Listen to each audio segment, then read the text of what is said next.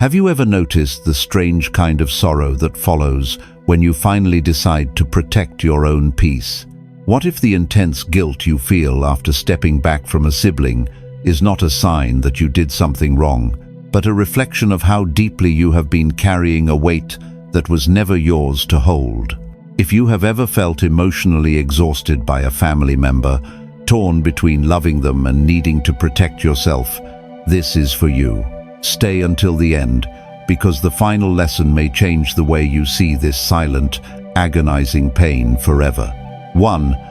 The heavy cost of protecting your peace. Here is a truth that is rarely spoken about in families. The hardest distance to create is not the distance between you and a stranger.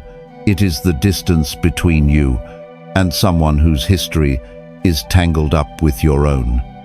When you finally draw a line, when you step back from a brother or a sister to stop an endless cycle of arguments, unspoken resentment, or emotional exhaustion, you expect to feel a wave of relief. You expect the quiet to feel like freedom. But often, what you feel instead is a heavy, crushing sense of guilt. You endlessly replay the conversation in your mind. You wonder if you were too harsh. You worry about what the rest of the family will say. You feel a deep, aching conflict because society tells us that family is everything, and to walk away is a failure of love. But Buddhist wisdom teaches and does something profoundly different about love, duty, and attachment. In Buddhist thought, true compassion does not mean allowing your own spirit to be drained by the unskillful actions of another person, even if they share your blood.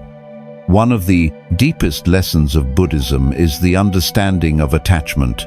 Much of your guilt comes from clinging to an illusion, the illusion of how a sibling should act or how a family is supposed to be. We hold so tightly to the idea of a loyal, perfect bond that we suffer deeply when the reality standing right in front of us does not match the picture in our minds. Imagine a small boat moving through rough, dark water. You are trying to steer, and your sibling is a passenger who panics and repeatedly tries to drill holes in the floor of the boat.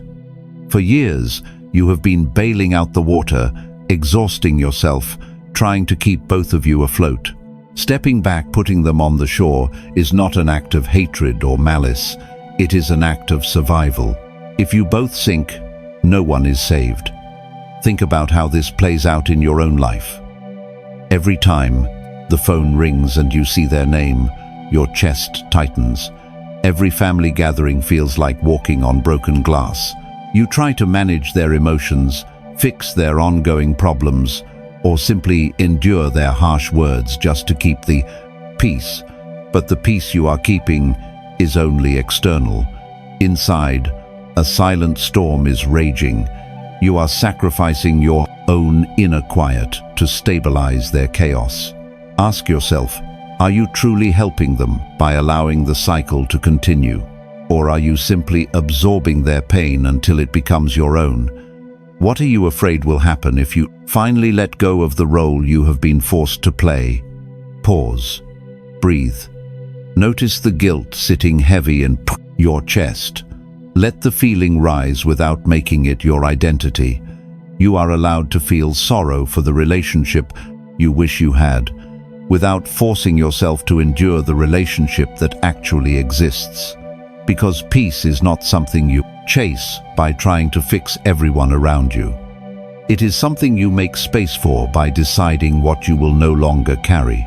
But understanding this choice is only the first step. The guilt you feel is rooted in a much older story. And this is where the next truth begins. 2. Why blood does not equal boundless sacrifice. What if the loyalty you were taught to uphold is the very thing destroying your peace? Here is a truth that is deeply uncomfortable to accept. Being born into the same family does not automatically grant someone endless access to your energy. From a young age, we are handed a script. We are told that siblings must be our lifelong companions, our automatic protectors. We are taught to forgive endlessly, to brush away the cruel remarks, the manipulation, or the quiet neglect, simply because they are family. You find yourself trapped in a cycle of endless giving, constantly making excuses for their behavior. You attend family gatherings and force a smile through subtle disrespect. You offer help that is never reciprocated. You listen to their endless complaints but find an empty room when you need to speak.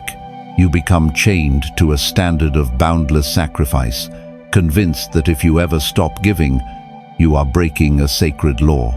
But Buddhism reminds us that much of our suffering stems from clinging to concepts and labels, rather than seeing the reality of human behavior.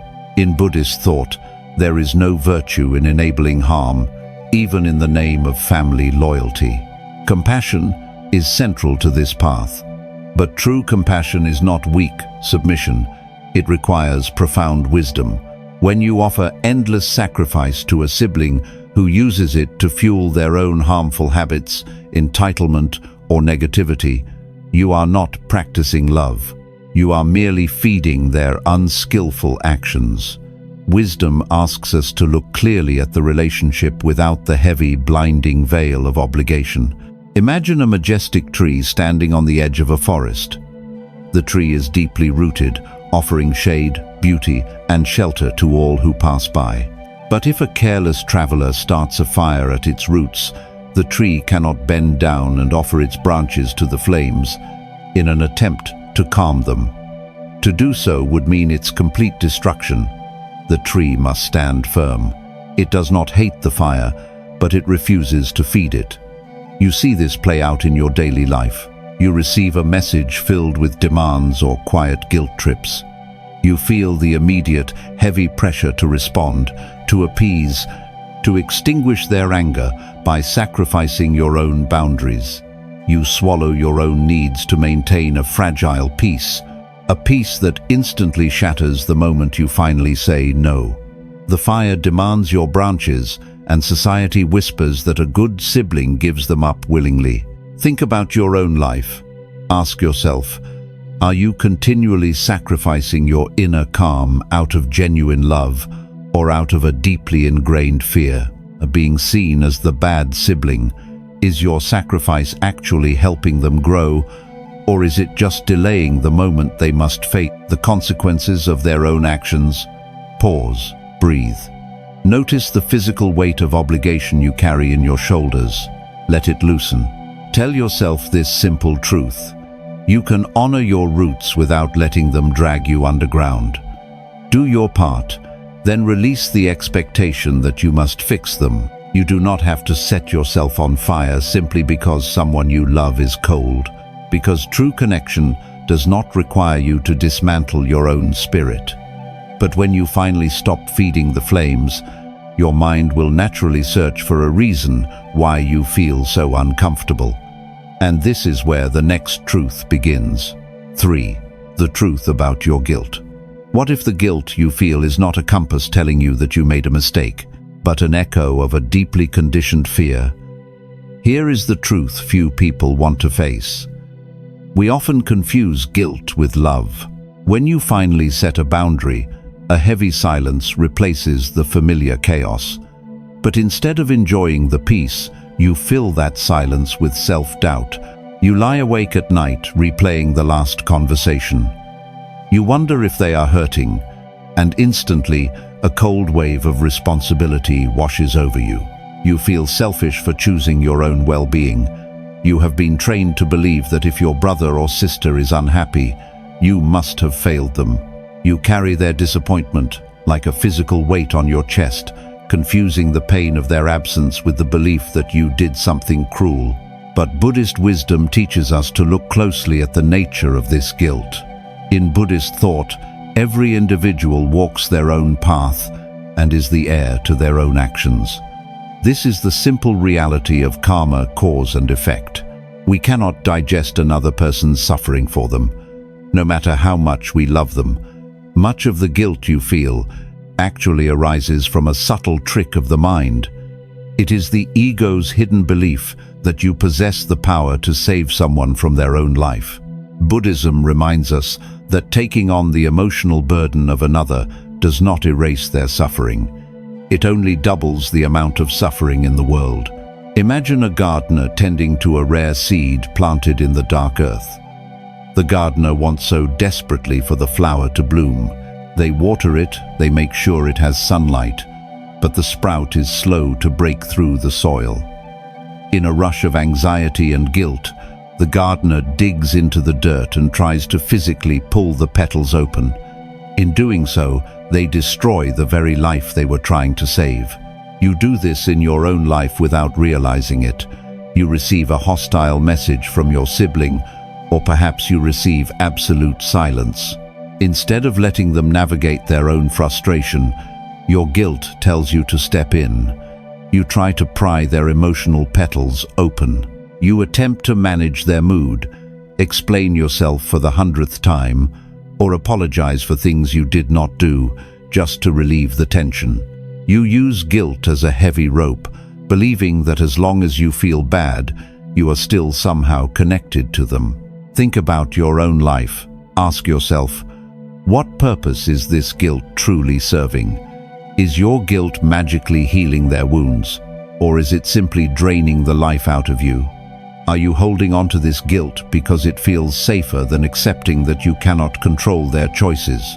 Pause, breathe, observe the heavy feeling of guilt without rushing to fix it. Imagine it as a dark cloud drifting across an endless sky. You are the sky, the cloud is passing. Let the feeling rise without making it your identity. Stop trying to force the seed open, because holding on to guilt does not make you a more loving sibling.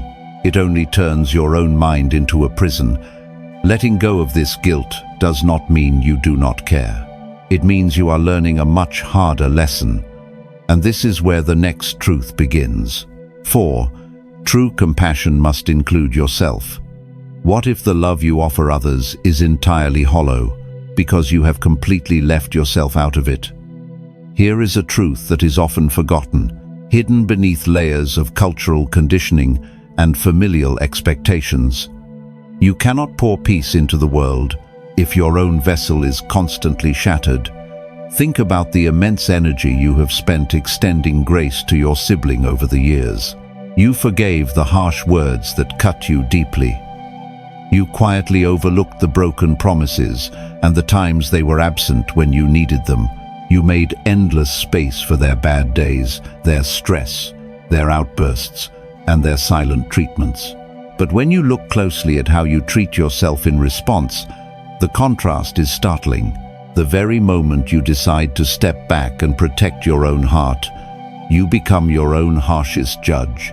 You demand endless patience and understanding for them, but you afford absolutely no grace for yourself. You treat your own emotional well-being as a cheap currency, something that must always be traded or sacrificed on the altar of family harmony. You have convinced yourself that enduring their pain makes you a good sibling. But Buddhist wisdom teaches a profound lesson about the nature of loving kindness. In Buddhist thought, compassion is not a one-way street where you endlessly give until you are completely empty. One of the deepest lessons of Buddhism is that if your compassion does not include yourself, it is fundamentally incomplete. We are taught to extend goodwill to all living beings, and you are a living being worthy of that exact same care. Enduring constant mistreatment is not an act of virtue. It is a violation of the life force within you. True compassion means recognizing the suffering in a situation and taking skillful action to end it. Sometimes, that skillful action means stepping away. Imagine a single candle burning brightly in a quiet room. Its natural purpose is to offer warmth and light. But if you take that candle out into a raging storm, hoping to guide a traveler who refuses to open their eyes, the flame will simply be blown out. The wind will destroy it. The candle does not fail its purpose by staying inside the sheltered, quiet room. By protecting its own flame, it ensures that light remains in the world. When you allow your own spirit to be completely extinguished by someone else's emotional storm, you help no one. Darkness simply replaces the light. Connect this to the reality of your daily life. You finally decline a phone call or refuse to attend a family gathering where you know you will be belittled or drained. But instead of using that time to rest, you spend the entire weekend pacing the floor. You check your phone obsessively, bracing for the fallout. You feel genuinely guilty for having a peaceful afternoon. You secretly believe that because your sibling is struggling or angry, you are not allowed to be calm. You voluntarily blow out your own flame just to match the darkness they exist in. Think about your own life. Ask yourself, why do you believe your peace is less valuable than theirs?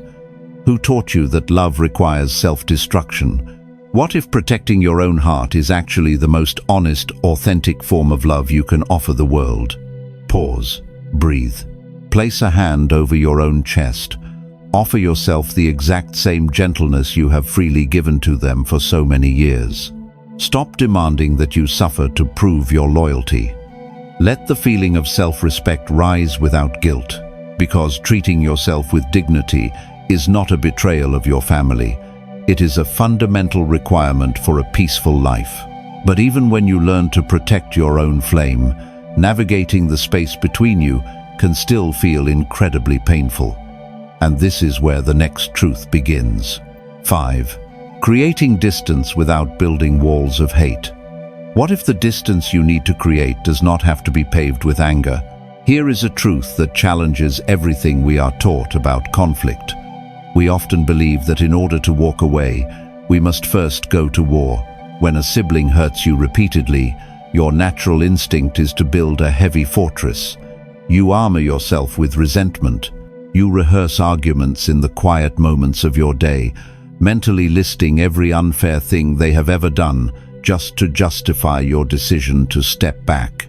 You secretly believe that if you let go of your anger, you will forget why you needed the boundary in the first place, and they will drag you right back into the cycle. You use bitterness as a shield, convinced that holding on to frustration is the only way to keep yourself safe. But carrying this burning, heavy resentment is completely exhausting. It turns your inner world into a permanent battlefield long after the actual conversation has ended. Buddhist wisdom teaches us a profound distinction between a boundary and a barrier. In Buddhist thought, non-attachment does not mean cold indifference, and protecting yourself does not require cultivating a heart full of ill will. One of the deepest lessons of Buddhism is that holding on to anger is like grasping a hot coal with the intent of throwing it at someone else. You are the one who gets burned. You can step away from a deeply harmful dynamic completely, while still harboring a quiet hope that they find their own healing. Distance is simply an emotional or physical space. Hatred is a poison you force yourself to drink.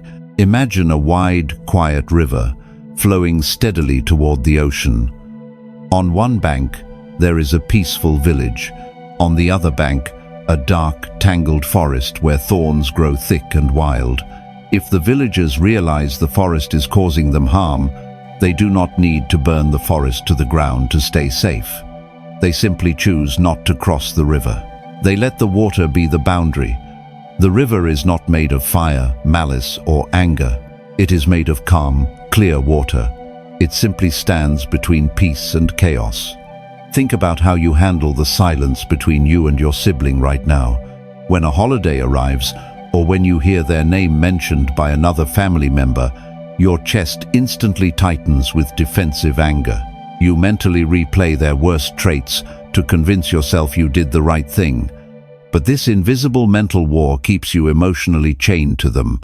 You are physically distant, but mentally, you are still crossing the river. You are still fighting the thorns in the dark forest and returning to your own life completely exhausted. Ask yourself, are you using resentment to do the job that a simple, firm boundary could do? What would happen if you dropped the heavy armor of anger and simply allowed the physical distance to exist in quiet peace? Is this anger protecting you, or is it just keeping the wound open? Pause, breathe, unclench your jaw.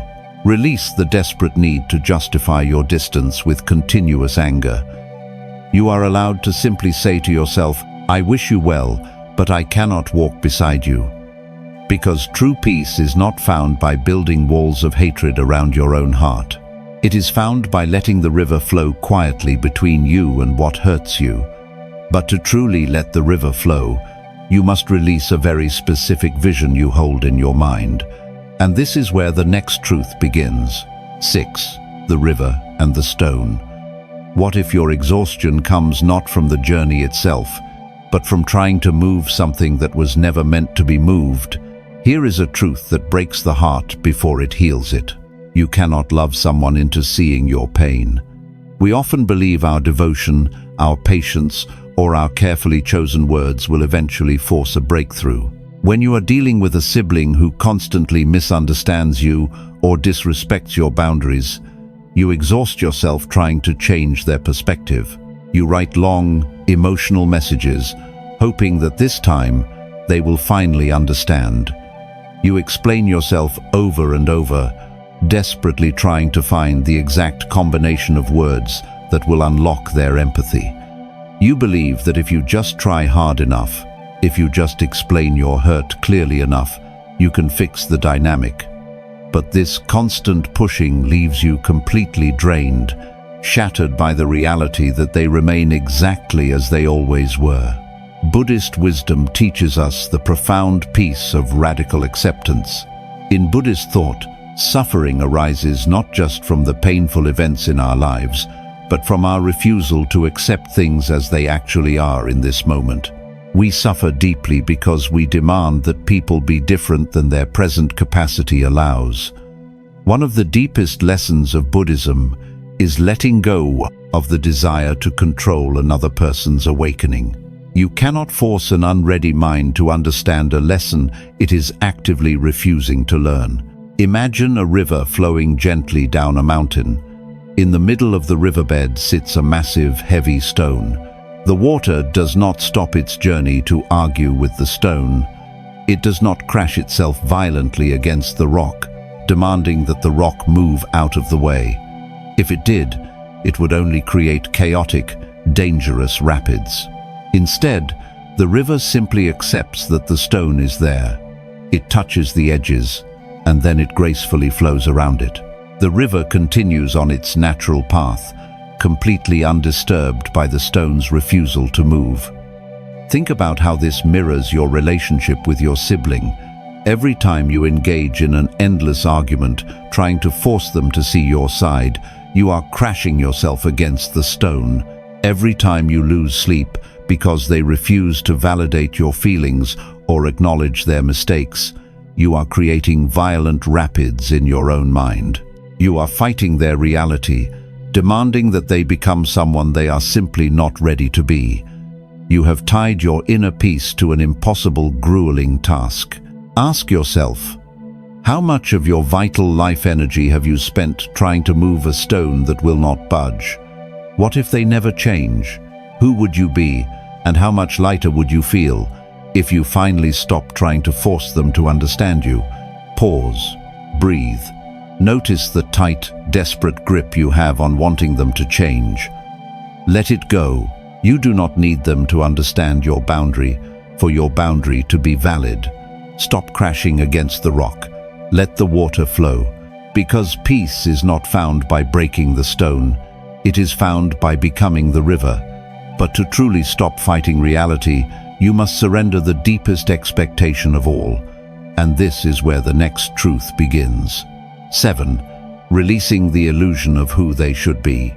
What if the person you are mourning is not your sibling at all, but the version of them you invented in your mind? Here is a truth that is incredibly painful, yet deeply liberating. Most of your sorrow does not come from their actions today. It comes from the crushing weight of unmet expectations. Since childhood, you have carried an image of what a sibling relationship is supposed to look like. You watch other families share laughter, unconditional support, and easy forgiveness. You hold tightly to the hope that one day, if you just wait long enough, your sibling will suddenly transform into that person. You endure the disappointment, the sharp remarks, and the emotional distance because you are not interacting with the person standing in front of you. You are interacting with their potential. You are hopelessly attached to a ghost. You believe that if you just give them one more chance, the sibling you have always longed for will finally appear. But Buddhist wisdom teaches us about the profound danger of clinging to illusions. In Buddhist thought, suffering is magnified when we refuse to see things exactly as they are. We overlay our desires, our fantasies, and our cultural conditioning onto the reality of another human being. One of the deepest lessons of Buddhism is the practice of clear seeing. When you drop the heavy, blinding veil of what should be, you are finally able to see what is. You begin to realize that your sibling is simply a person carrying their own conditioning, their own limitations, and their own unhealed pain, regardless of the blood you share. Imagine a person standing in front of a heavy, locked door. On the other side of this door, they believe, is a beautiful room filled with warmth and light. They stand there for years, rattling the handle, waiting in the cold hallway, refusing to walk away. But the door is locked from the inside. And worse, they do not realize that the hallway itself is filled with other open doors leading out into the sunlight. They are missing the beauty of their own life because they refuse to walk away from a door that was never theirs to open. You do this in your own life every time you expect them to show up for you, only to be heartbroken when they let you down again. You attend the family dinner hoping for a deep connection, but leave feeling entirely invisible. You wait for the apology that never comes, the defense they never offer, the pride they never express. You are rattling a locked door, exhausting yourself in the cold hallway of your own mind, trapped by the deeply held belief that a sibling must eventually open it for you. Think about your own life. Ask yourself, are you truly grieving the loss of your actual sibling, or are you grieving the loss of the relationship you always wanted but never truly had? How much peace could you find if you finally accepted that the door might never open? Pause. Breathe. Observe the heavy grief of this realization without pushing it away. Let the fantasy dissolve like clouds drifting across the sky. Stop waiting in the hallway. Let the illusion go, because peace is not found by wishing someone into a person they are not. It is found by accepting the quiet reality of who they are and allowing yourself to grieve the difference. But once you release the illusion, you must learn how to live with the reality that remains. And this is where the next truth begins. 8. The quiet practice of loving from afar. What if you could still love them deeply without ever needing to speak to them again? Here is a truth that is incredibly difficult to comprehend in a society that measures devotion by proximity. Love does not always require your physical presence. From the time we are young, we are conditioned to believe that love is an action of constant closing in. If you love your brother or sister, you must call them. You must share holidays. You must be deeply involved in their daily struggles. When you finally decide to maintain a healthy emotional distance, you feel a terrible ache, believing that you are actively withdrawing your love. You worry they think you hate them. When you hear news about them through the family grapevine, you feel a sharp, painful urge to reach out, even when you know with absolute certainty that opening the door will only let the chaos back in. You have been taught that a boundary is a punishment, and that stepping away means you have simply stopped caring. But Buddhist wisdom teaches us the profound practice of loving kindness, a love that exists entirely free from attachment. In Buddhist thought, radiating goodwill to another living being does not mean you are required to sit in the same room as them. You can send pure, unattached compassion to someone from across the world. One of the deepest lessons of Buddhism is that you can wish someone absolute freedom from their suffering without making it your personal mission to deliver that freedom into their hands. Love becomes a quiet, internal state of grace, rather than an exhausting, external transaction. Imagine standing on a quiet hill at dusk. In your hands, you hold a single glowing paper lantern. You light the flame, feeling its warmth, and then you open your hands and gently release it into the vast night sky. You watch it rise, carrying its soft light into the darkness. You do not chase the lantern. You do not run blindly through the forest, frantically trying to control the wind, demanding that the lantern travel exactly where you want it to go. You simply watch it drift away, honoring its journey and quietly hoping it travels safely. Think about how you can practice this quiet release in your own daily life. When a difficult family holiday arrives, instead of forcing a deeply uncomfortable gathering that leaves you both resentful and exhausted, you can choose a different path. You can sit in silence for 1 minute. You can hold their image in your mind, wish them peace, wish them profound healing, and then gently return to the joy of your own life. When you hear that they are struggling, you do not have to immediately abandon your boundary to rush in and rescue them. You can simply release a lantern for them in your own mind. You can love them fiercely, beautifully, and completely from a distance. Ask yourself, are you confusing proximity with love? Is it possible that the kindest, most compassionate thing you can do for both of your spirits is to stop forcing a closeness that only causes friction and pain? What if loving them from afar is the truest, most honest form of love you have left to give? Pause, breathe, place a hand over your own heart. Speak silently into the quiet space of your mind. May you be safe. May you find your way. I release you to your own path. Let the lantern float away into the endless night sky, because true love does not demand that you destroy yourself to prove it exists. It allows you to wish them well from the absolute safety of your own peace. But choosing this quiet love brings up one final, profound realization about your own journey. And this is where the final truth begins. 9. Your peace is not a betrayal.